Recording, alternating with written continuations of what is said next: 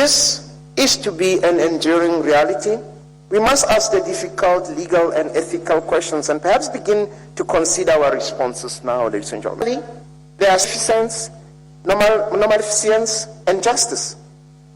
From a legal standpoint, currently there are limited ethical conditions and human embryos can only be grown for 14 days, ladies and gentlemen. The 14th day is the point at which a spherical embryo starts to form a body and when cells begin taking on characteristics. With more research and acceptance of this process, how will the law adapt? I'm looking at you, Dean. How will the law adapt? Are we ready to really talk to our legislatures to get ready for dealing with this? Firstly, pregnancy laws will need to be reformed, ladies and gentlemen. We also have to consider how we approach abortions, for instance. Could this technology be used to amend abortion laws, I ask? Additionally, countries will need to rethink their surrogacy law in the future. To amend abortion laws, I ask.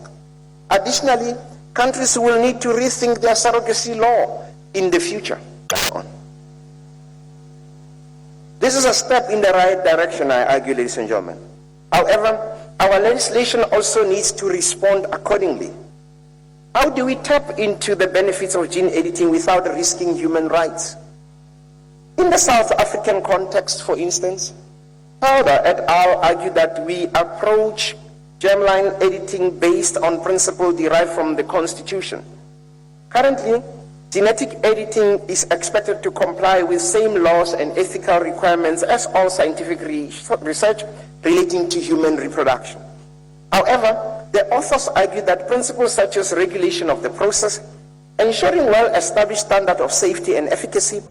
However, the authors argue that principles such as regulation of the process, ensuring well-established standard of safety and efficacy